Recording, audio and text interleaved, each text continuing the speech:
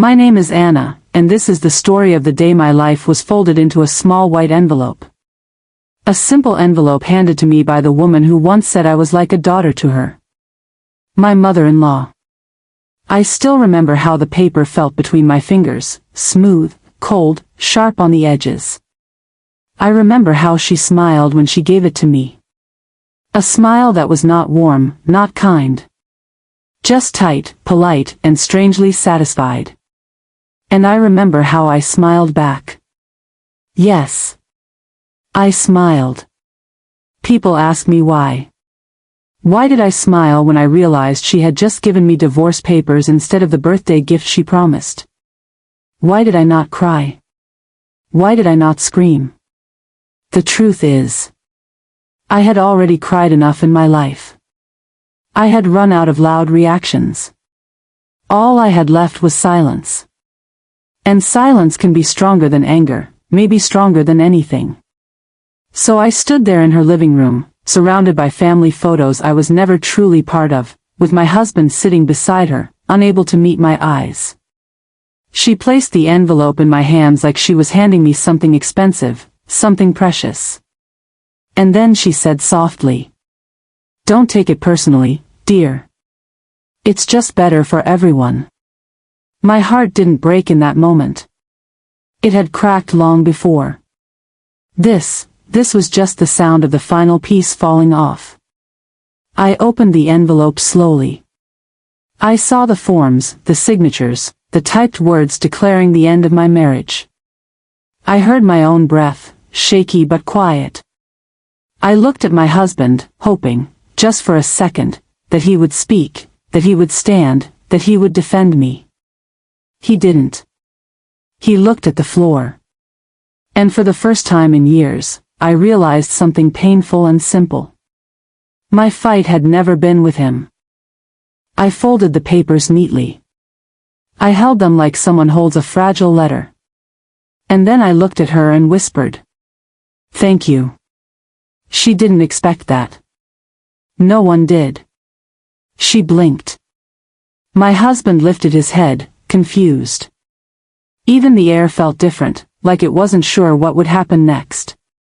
But nothing happened. Not yet. Revenge, the kind I believed in, was never about shouting or throwing things or exposing someone in a dramatic moment. Revenge, the emotional kind, is patient. Quiet. It grows slowly, like a seed planted in the coldest soil. I didn't know it then, standing in her perfect living room with her perfect curtains and her perfect smile. But that small white envelope was the beginning of something she never saw coming. Because sometimes the very thing someone uses to destroy you becomes the thing you use to free yourself. And sometimes the people who think they can break you, forget that broken things can become sharp. My revenge did not start with anger. It started with calm. It started with truth. It started with the moment I realized I had nothing left to lose. And everything to say. But to understand how I reached that moment at the family gathering, how I stood there, in front of everyone, and revealed the truth she never expected, I have to take you back. Back to the beginning. Back to when I first walked into this family with hope in my eyes and trust in my heart. This is the story of how I loved, how I lost, and how I finally found my voice that I met my husband, David, when I was 24. I was not looking for love. I was working 2 part-time jobs, finishing my degree, and trying to build a future that felt steady and safe. He came into my life gently, with a shy smile and kind eyes. He talked softly, laughed easily, and treated me with the kind of patience I wasn't used to. He wasn't dramatic or loud or exciting. But he was steady. And I thought steady was enough. Our relationship grew in small, simple ways. Coffee dates. Walks after dinner. Conversations in parked cars for hours, with no rush to go anywhere. I felt safe with him. But from the very beginning, I felt watched. His mother, Evelyn, had a way of studying me that made me feel like I was being graded. Every time she invited us to family dinners, I could feel her eyes on me, calm, polite, but always searching. She was a woman who liked everything in her life perfectly arranged. Her home, her clothes, her weekends, and especially her family. I was not perfect. I came from a simple background. My parents were loving but not wealthy. Our dinners were loud and messy and ordinary. We didn't collect expensive plates or crystal glasses. We didn't host elegant parties. We didn't coordinate matching outfits for holiday photos. Her world was different. Shinier. More polished. And from the moment she met me, I could feel the distance. She was never rude. Never harsh. Never openly cruel. Her words were always wrapped in sugar, but the sweetness left a bitter aftertaste. Oh, your dress is lovely, dear. Next time, let me take you shopping for something more flattering. You're so quiet, Anna. Are you sure you're comfortable around us? Cooking must be hard for you, coming from a simpler home. Little comments. Soft jabs. 1,000 tiny cuts. But I ignored them. I told myself she would warm up. I told myself marriage would bring us closer. I told myself love could soften people. When David proposed, I cried with happiness. It felt like the start of something beautiful. But for his mother, it felt like the start of something she needed to control. During wedding planning, she took over everything. Flowers. Food. Seating charts. Colors. Even my dress. I tried to keep peace. I tried to stay grateful. I tried to remind myself that she was only trying to help. But sometimes help can feel like chains. The day before the wedding, she took my hands and said, "You're joining my family now, dear. I hope you'll learn how we do things." Her smile was soft. Her tone was gentle. But the message was clear. I wasn't becoming her daughter. I was becoming her project. Still, I loved David. And I believed love could bridge anything. For the first year of marriage, things were peaceful. Or maybe I just convinced myself they were. We lived in a small apartment, not far from his parents' house. We visited them almost every weekend because his mother insisted. She would greet us with perfect smiles and perfect dinners and perfect questions that felt like interviews. And little by little, I felt myself shrinking. Quieting. Adjusting. I wanted harmony. I wanted her approval. I wanted to belong. But no matter how hard I tried, there was always something wrong. If I cooked, she would redo it. If I cleaned, she would inspect it.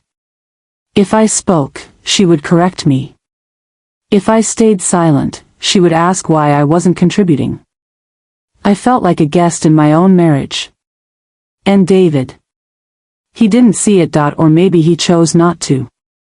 Whenever I tried to explain how her words hurt me, he would say, "She doesn't mean it like that, Anna.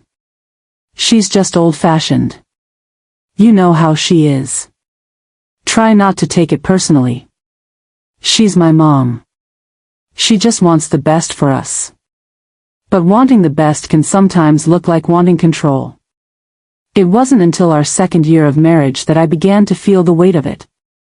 The slow, quiet pressure that made me question myself. Am I good enough? Am I failing? Am I the problem? I found myself apologizing for things I hadn't done. Staying quiet to avoid conflict. Smiling even when I felt small. And whenever she noticed any hesitation in me, she would say in that gentle voice, "Oh dear, married life is not for everyone." Her voice was soft. Her message was not. She wanted control not only over my marriage, but over my future. And slowly, painfully, David began to agree with her. I felt alone. Not in the dramatic, lonely in a crowded room way. But in the quiet, everyday way that makes your heart feel heavy. Still, I held on. I held on because I believed love could be stronger than influence. Stronger than pressure. Stronger than one woman's quiet, constant disapproval. But I was wrong. The day she handed me the divorce papers was not a sudden explosion. It was the final drop of water in a glass that had been filling for years. A slow flood. A quiet drowning. And the revenge she never expected began not with hatred, but with truth. Not shouted. Not screamed.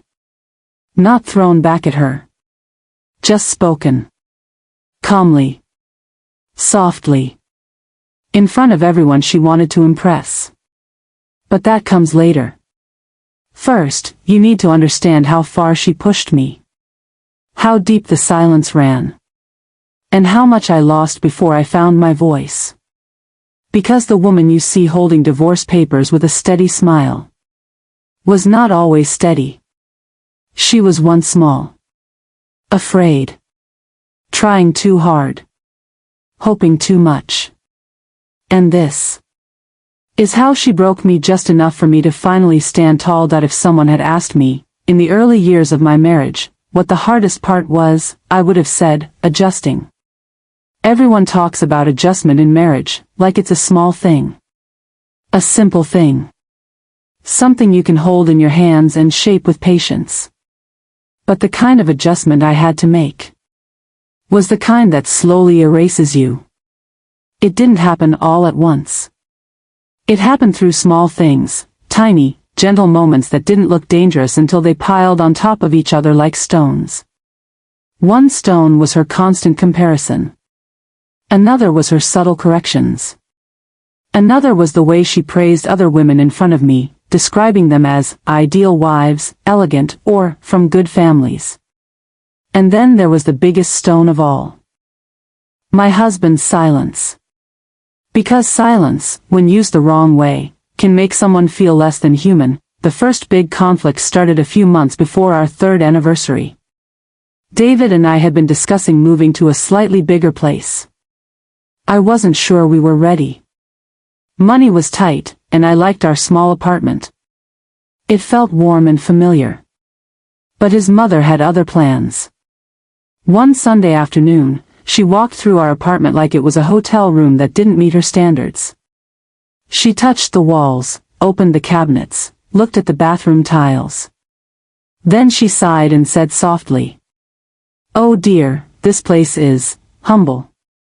But, well, I suppose it's temporary." Temporary. I stood there with a polite smile, but inside, it felt like she had taken my home, my safe place, and reduced it to a waiting room. Later that night, she called David. I didn't hear the full conversation, but I heard enough pieces to understand. She needs space to grow. A baby cannot be raised in such a small area. You are my only son. I want you to have a proper home. That last sentence stayed with me. Because what she really meant was, you deserve better than her. When he hung up, he looked thoughtful, distant, almost convinced. Maybe Mom is right, he said. Maybe we should move. I tried to explain that we couldn't afford it. I tried to explain that I loved where we lived. I tried to explain that we should make decisions together, not based on someone else's expectations.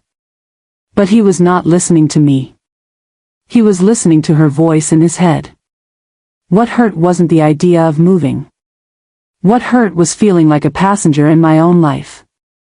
Like every major choice was being steered by someone else's hands. The more control she gained, the more confident she became. Our monthly dinners with his parents turned into weekly dinners. Then twice a week. Then almost every other day. At first, I tried to make it work. I dressed nicely. I cooked dishes I thought they would like. I stayed polite, calm, patient. But she always found something to correct. If the soup was too thin. Oh dear, this is almost water. If the spices were too mild. Your taste is very simple. If I tried a traditional recipe. This dish has history, Anna. You need to understand it properly. Her corrections were not advice. They were reminders. Reminders that this was her world. Her family. Her son. And I was the outsider. The real change began when my mother-in-law decided that everything wrong in David's life was my fault. If he came home tired, she said. Maybe she doesn't create a peaceful environment. If he lost something, she said. Maybe she isn't organized enough. If he gained a little weight, she said. Maybe her cooking is too oily. None of this was said to me directly. It was whispered to him. Passed like small seeds into his mind. He would come home quieter. Colder. More distant. As if he was slowly being taught to see me through her eyes. One evening, when he misplaced his wallet, he said something that took the air out of my lungs. This wouldn't happen if you kept things tidy. I stood there in silence. I keep our home clean every day. I had nothing to do with his wallet. It wasn't about the wallet. It was about the shift inside him. A shift his mother had created. And it was only the beginning. Around our 4th year of marriage, the questions began. When are you planning to start a family? Are you taking care of yourself? Do you want a child or not? Her tone was gentle, but her eyes were sharp. Every time I said I wasn't ready, she would smile like she understood, and then moments later, she would pull David aside. After those private conversations, he would come home frustrated. Why don't you want a baby? Are you avoiding it? Do you realize how old my parents are getting? Everyone keeps asking. What do I tell them? Everyone. Everyone except him. He never asked how I felt. He never asked why I was scared. He never asked if I felt ready. And the truth was, I didn't feel ready. Not in that environment. Not with her constant pressure. Not when my marriage already felt like a fragile glass. I wanted a child someday. But I wanted to bring a child into a home filled with love, not control. When I tried to explain this, he said, "You're overthinking again. Mom is only concerned." Concerned. That word had become a mask she wore. A mask he believed. Another crack appeared when I got promoted at work. It was one of the happiest moments of my life. I worked hard for it, stayed late, learned new skills, pushed myself even when I felt exhausted. When I told David, he said, "That's great." But his tone felt flat. When I told his mother, she smiled politely and said, "That's wonderful, dear. But promotions come with long working hours. Will you still have time for your family?" Her words felt like a soft slap. She barely knew anything about my daily life. But she always found a way to twist my achievements into concerns. Later that night, David sat beside me and said, "Mom is worried that you'll be too busy. We barely have time together as it is." I stared at him, speechless. I worked, cooked, cleaned, visited his parents, and still tried to be patient with everything. But still, it wasn't enough. That promotion, which should have lifted me, became another thing used against me. My birthday came in early spring. I didn't expect much. Just a quiet evening. Maybe a cake. Maybe a walk outside. Instead, his mother planned a small family dinner. She insisted it was for me. But the dinner felt like it was for her, to show she was the generous one. When we arrived, she handed me a small gift box. Inside was a simple scarf. She smiled sweetly and said, "I hope this helps you look a little more mature." I kept my smile. My voice didn't shake. But something inside me cracked. After dinner, she called David into the kitchen. I stayed in the living room. Their voices were low but not low enough. "She is not fitting in," his mother whispered. "She is too emotional, too sensitive, too different." David didn't defend me. He didn't protect me. He didn't even speak. My eyes burned, but I blinked the tears back. I would not cry in her house. When we left, he walked 3 steps ahead of me. We didn't talk in the car. We didn't talk at home. We slept facing opposite directions. And the next morning, he left early without saying goodbye. A few days later, he came home late. He looked tired, drained, almost guilty. I asked gently, "Is everything okay?" He sighed. A long, heavy sigh that felt like a weight placed on my chest. "Mom thinks, maybe we rushed into things." My hands froze. "What do you mean?" He looked away. "I don't know, Anna. She says she sees us struggling. She says she worries about the future." He paused and added softly, "She thinks you might not be the right partner for me." The room spun for a second. I felt dizzy, like the air had been pulled out of my lungs. "And what do you think?" I whispered. He didn't answer. Silence again. Silence that screamed louder than words. It hurt more than anything she had ever said. Because it came from him. A month later, I went to his parents' house alone to drop off some documents his mother had asked for. When I entered, I heard her talking to someone on the phone.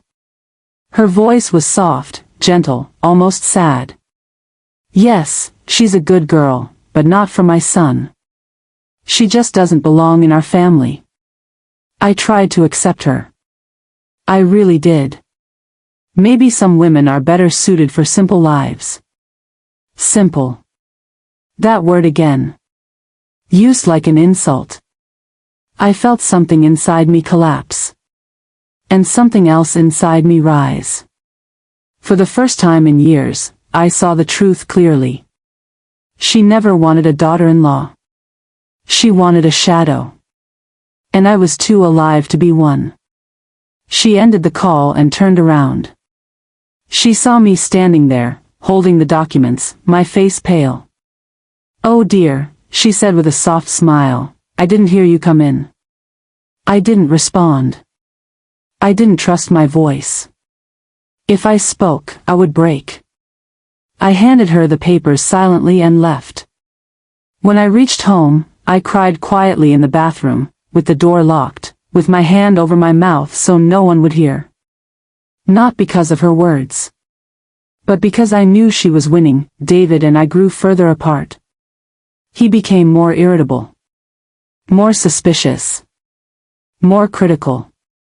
If I asked a question, he said I was nagging. If I made a suggestion, he said I was overstepping. If I told him how I felt, he said I was being dramatic. And every time we argued, he would eventually say, "You know how Mom gets. Why can't you just adjust?" Adjust. The word that had become a cage. I felt like I was shrinking. Losing color. Becoming a quiet version of myself. One night, after a long argument, he said something that stayed with me for months. "Maybe you're just not what I expected." It wasn't cruel. It wasn't loud. It was calm. And that calmness cut deeper than anger ever could. Before the divorce papers came, something else happened. Something that now feels like the moment she decided she was done pretending. We were at another family dinner. She was complimenting another young woman who had recently married into a different family. "She's so graceful. So well-mannered. So devoted." Her eyes slid toward me. "Some women are naturally made for marriage. It comes easily to them." I kept eating quietly. I didn't look up. I didn't react. She continued. And then there are women who try very hard but never quite fit. My fork froze halfway to my mouth. David didn't say a word. No one did. It was in that silence that she decided she had the power to take things further. And she did. Months later, she handed me the envelope. The one containing my divorce papers. The one she placed in my hands with that controlled smile. But my revenge didn't begin with that envelope. It began with the years that led up to it. The slow burn. The quiet pain. The 1,000 little moments when I swallowed my words and smiled instead. She thought she had broken me. She thought she had erased me. She didn't know she was sharpening me. Because emotional revenge isn't about hurting someone. It's about showing the truth. Calmly. Softly. In a way no one can deny. And the family gathering was where everything finally came to the light. When the family gathering ended that night, I thought things would get better. I told myself that maybe my mother-in-law was just upset or stressed. Maybe she didn't mean those words. Maybe she didn't mean to embarrass me in front of everyone. But life has a quiet way of showing the truth. And sometimes, the truth comes gently, like a soft knock at the heart. The next morning, I woke up early to prepare breakfast for everyone. It was a habit of mine. I believed that serving the family was a way to keep peace. But when I reached the kitchen, I saw my mother-in-law already there. She didn't look at me. She only said, in a low voice, "You don't need to cook anymore." I nodded quietly. She didn't owe me softness, I told myself. Maybe she simply wanted to help. But the silence around her felt cold, almost intentional.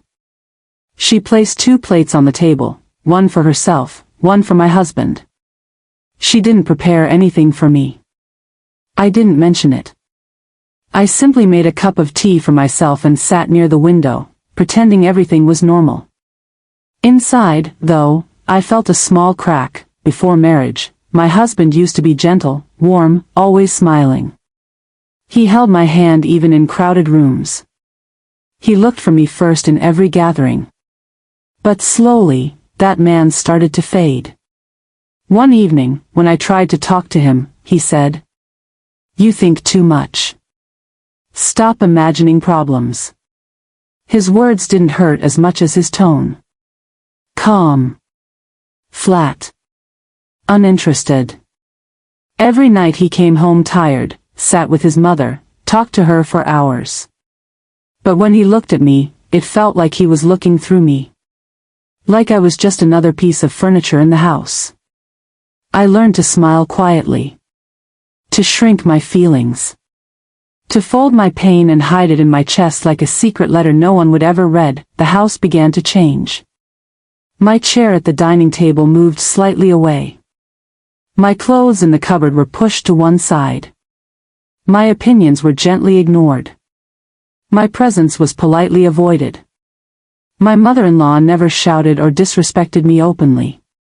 She was always calm, always soft, but her actions were like tiny needles.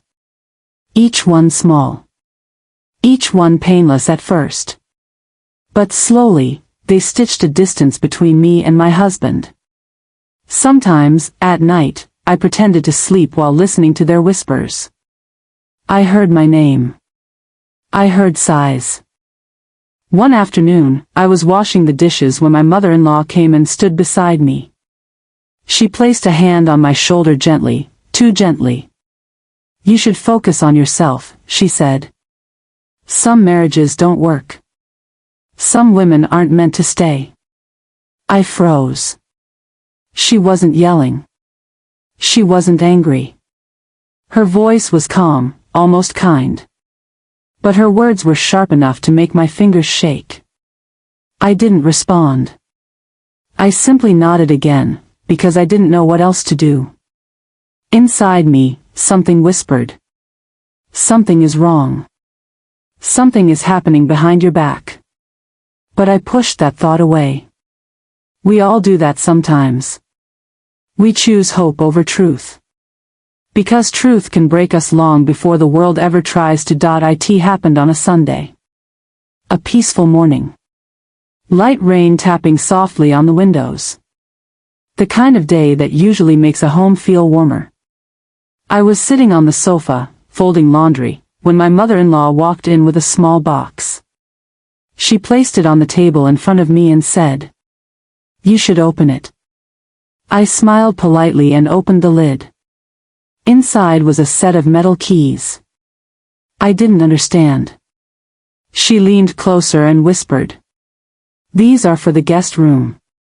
You'll stay there from now on." I felt the world freeze for a moment. Like time stopped breathing. I looked at her, waiting for her to laugh, to say it was a joke. But she only stared back with calm eyes. My husband walked in at that exact moment. I looked at him, silently pleading for him to speak. But all he said was, "It's just temporary, don't make it a big deal." Temporary. Temporary distance. Temporary separation. Temporary silence. But pain, even temporary pain, has the power to leave permanent marks. I picked up the keys with trembling fingers. That night, I slept alone in the guest room. A room that smelled like cold walls and forgotten memories. A room that made me feel like a visitor in my own marriage. I didn't cry. I didn't scream. The guest room became my world. A small bed. One dim lamp. A window that showed nothing but the neighbor's wall. A silence so heavy that sometimes I felt it pressing against my chest. Every morning, I woke before everyone so I could avoid meeting them in the hallway. I didn't want to disturb anyone. I didn't want to give another reason for dislike.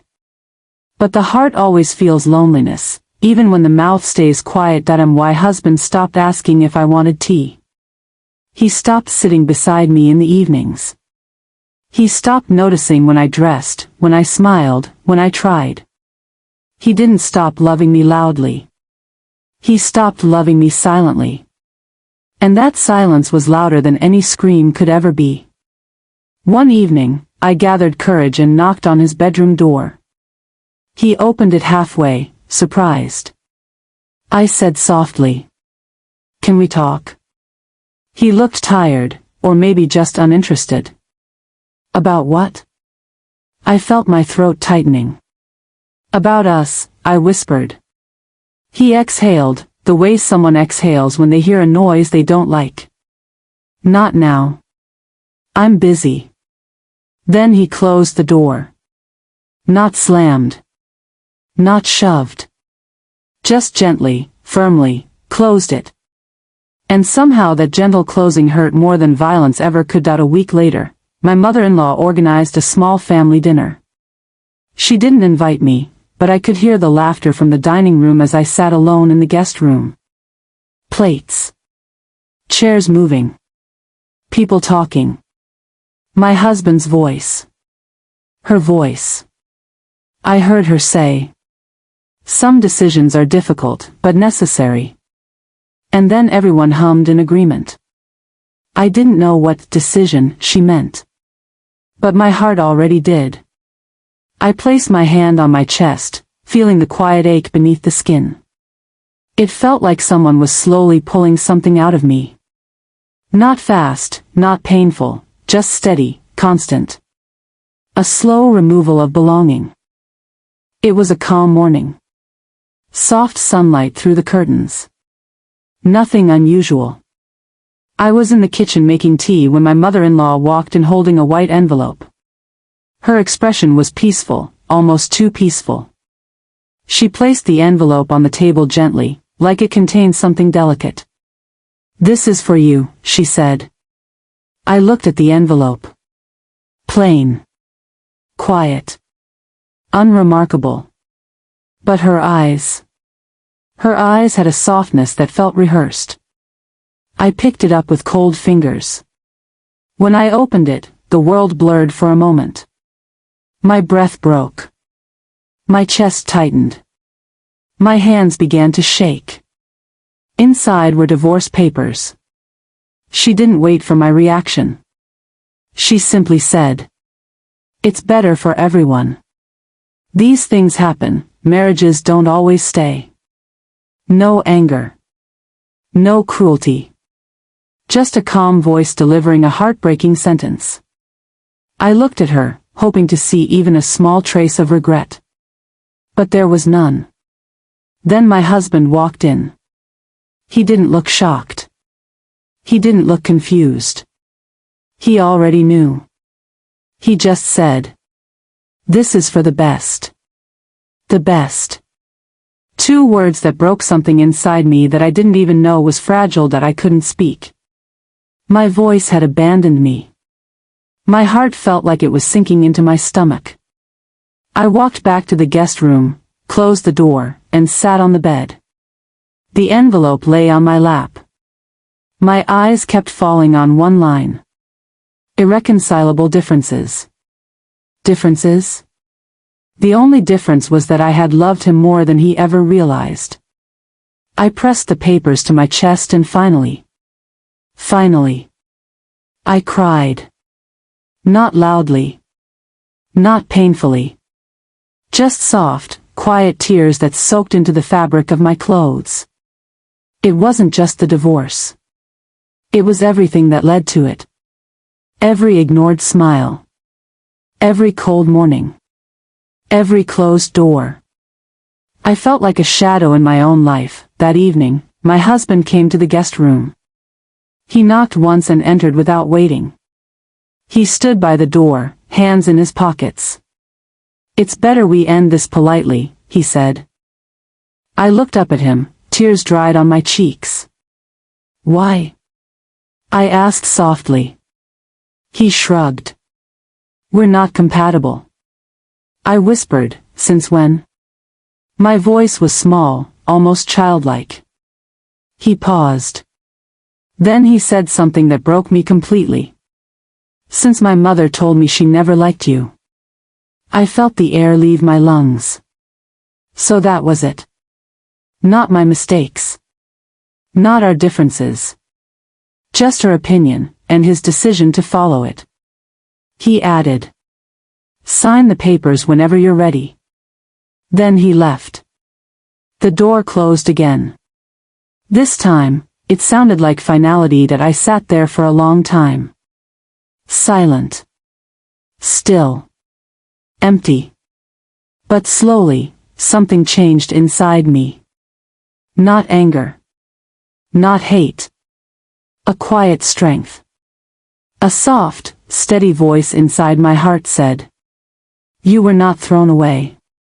You were released from a place that never valued you." And with that realization, a calm kind of determination began to grow. I wiped my tears. I folded the papers. And I placed them carefully back into the envelope. I was not going to beg. I was not going to plead. I was not going to prove my worth to people who refused to see it.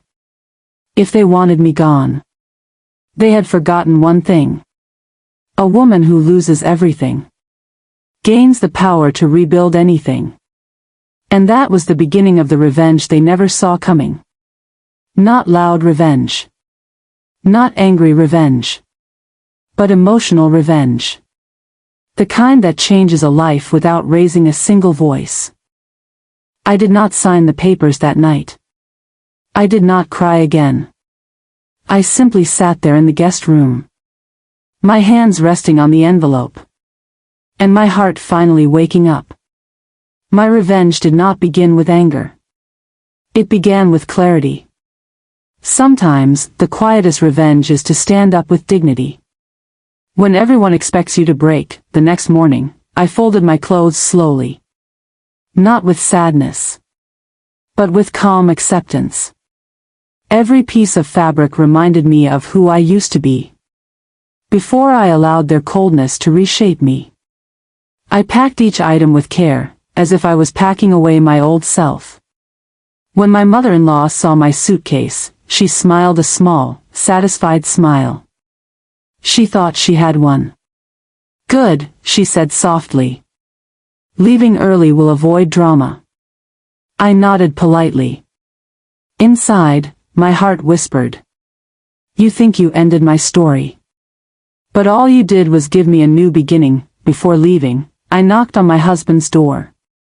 He did not open fully. He just looked at me through the small gap, as if I was no longer part of his life. I said, in a calm voice. I'm not signing yet. I need time. He shrugged. Take all the time you want. There was no love in his eyes. No sadness. No hesitation. Just emptiness. I simply said. I hope one day you understand what you lost. Then I walked away. Not fast. Not dramatically. Just quietly. Like someone walking out of a place they never truly belonged in. I went to live with my cousin for a while. A small room, a single window, a simple bed. But it felt warmer than that entire house I had left behind. For the first time in months, someone asked me, Did you eat? For the first time in months, someone said, Sit with us. I started doing small things for myself. Taking morning walks. Making my favorite meals. Reading again. Writing again. And slowly, my spirit began to heal. I remembered who I was before their coldness. A kind woman. A gentle woman. A woman who loved deeply. A woman who survived quietly. 2 months passed before my husband called me. His voice was different, unsure, almost soft. Can we meet? He asked. I agreed. We met at a small cafe. He looked tired, thinner, a little lost. He said, I think we made a mistake. I did not say anything. I waited for him to continue. He took a deep breath. Things have not been the same since you left. I sipped my tea quietly. He added, It feels like the house is empty. I wanted to laugh. Not because it was funny, but because it was finally clear. He never realized I was the heart of that house. Until the heart walked away that he finally confessed. His mother had pushed him. She had told him lies. She had exaggerated small things. She had planted doubts in his mind. And he believed her without questioning me once. He looked at me with regret in his eyes. I should have stood by you. I nodded. But I did not comfort him. I had once begged for his support. Now, I did not need it. He asked quietly, Can we fix this? I looked at him for a long moment. Then I said something he never expected. No. Not angrily. Not bitterly. Just calmly, gently, with peace. He stared at me, shocked. Like the ground beneath him had shifted. My revenge was simple. I chose myself. I walked away. Not because I was weak, but because I finally understood my value. His regret was my closure. His realization was my justice. His silence was my release. I did not shout. I did not blame. I did not insult anyone. My dignity was the loudest revenge of all. Sometimes, the greatest revenge is showing someone how beautifully you can live. After they thought you would collapse without them. A week later, I signed the divorce papers. Not with shaking hands, but with steady ones. Not with tears, but with a small, peaceful smile. I signed not because I lost something, but because I regained myself. I placed the papers back into the envelope, closed it gently, and whispered a quiet goodbye to the woman I used to be. One morning, as I stood on my cousin's balcony, watching the sunrise spread soft gold across the sky, I felt something I had not felt in a long time. Freedom. Not loud. Not wild. Just a gentle freedom. Like the first warm breeze after a long winter. I promised myself something that day. I will never let anyone make me small again. And that promise became the start of a new chapter. I joined a small workshop. I learned new skills. I made new friends. I began earning on my own. Bit by bit, I rebuilt my life. Not as a broken woman, but as a woman who survived gracefully to the end. I learned something very simple. And very important. Love that depends on someone else's opinion is never real love. And a home that is built on fear is not a home at all. We are allowed to walk away. We are allowed to choose ourselves. We are allowed to end stories that no longer protect our peace. And sometimes, the most powerful revenge is living a life full of quiet happiness in a world that expected you to fall.